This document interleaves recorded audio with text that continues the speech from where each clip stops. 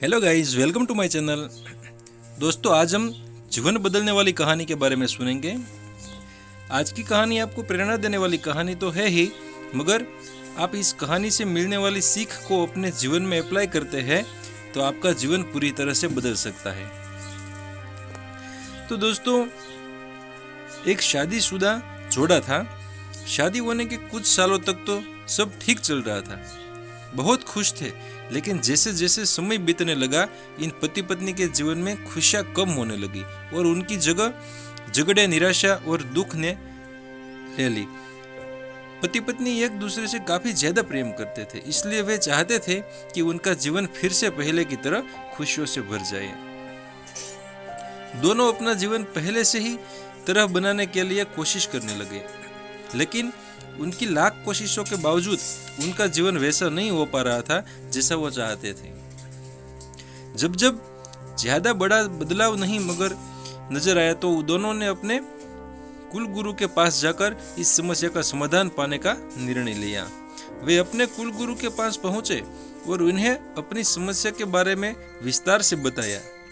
उनकी बात अच्छे से सुनने और समझने के बाद कुल गुरु ने उन्हें एक उपाय बताते हुए कहा कि अगर आप दोनों किसी ऐसे जोड़े को खोद लेते हो जो संपूर्ण रूप से खुश है, तो उसके कपड़े का एक टुकड़ा ले लेना। बस उसी दिन से आपका जीवन बदल जाएगा और आपको वैसा जीवन मिलेगा जिसे आप चाहते हैं।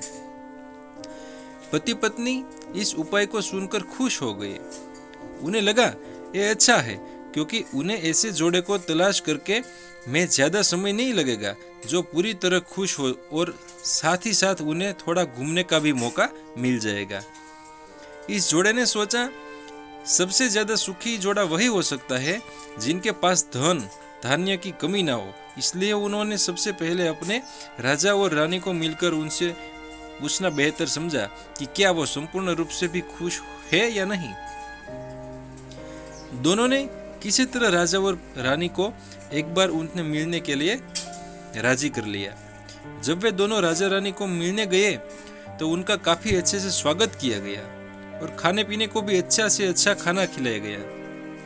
वे दोनों राजा रानी के साथ में बैठे थे, तब मौका देखकर उन्होंने राजा रानी से पूछ लिया कि क्या वो अपने जीवन में खुश हैं। राजा रानी दोनों ने कहा, हाँ बिल्कुल, वे दोनों जीवन में खुश हैं। राजा रानी का जवाब सुनकर जोड़े को खुशी हुई, लेकिन फिर भी उन्होंने आगे बढ़कर पूछा कि आप दोनों पूरी तरह से खुश हैं। यह सवाल सुनकर राजा रानी के चेहरे पर थोड़ी सी उदासी छा गई। राजा ने कहा, हालांकि भगवान ने हमें जीवन में हर वह वस्तु दी है जिसकी जरूरत होती है, या यूं कहीं की जरूरत से ज्यादा भी दी है, लेकिन एक संतान सुख अब तक हमें नसीब नहीं हुआ।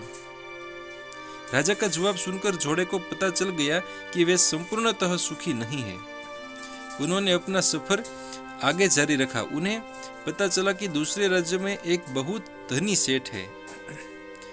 इस सेठ के पास धन दौलत के साथ साथ बाल बच्चे भी है, इसलिए उन्होंने उनसे जाकर पता करना चाहा कि वह क्या संपूर्णतः सुखी है या नहीं। जिनके घर पर एक दो दिन रहने के बाद यही सवाल उनसे पूछने पर सेठ और सेठानी का कहना था कि सब कुछ होते हुए भी वह पूर्ण रूप से सुखी नहीं है, क्योंकि उनके 4-5 बच्चों को संभालने में उनका पूरा वक्त चला जाता है और उन्हें अपने जीवन में बाकी सुख भोगने के लिए समय ही नहीं बचता। पति पत्नी का जोड़ा वहां से भी निराश होकर निकला।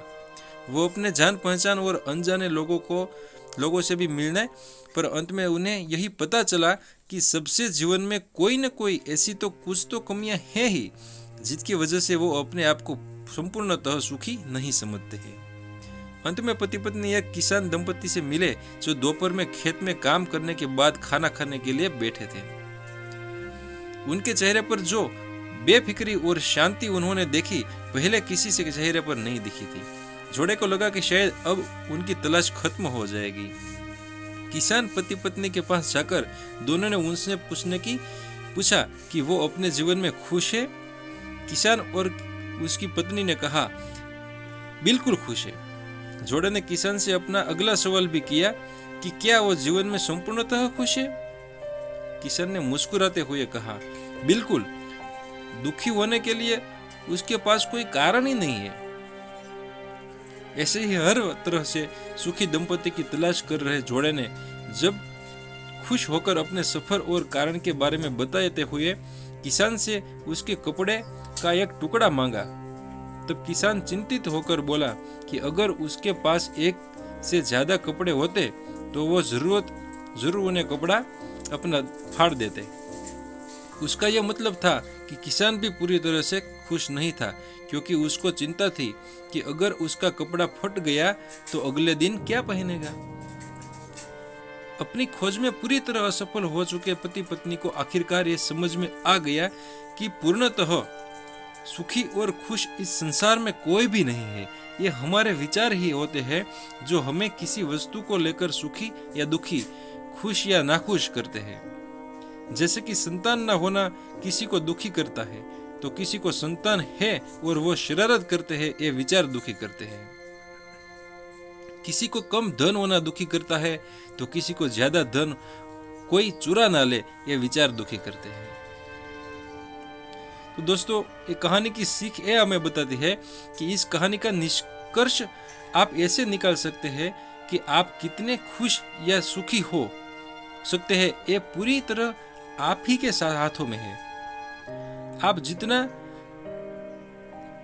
चीजों के या सिचुएशन के प्रति सकारात्मक विचार रखते हैं, आप अपने आप को उतना ही सुखी और खुश होने में मदद करते हैं।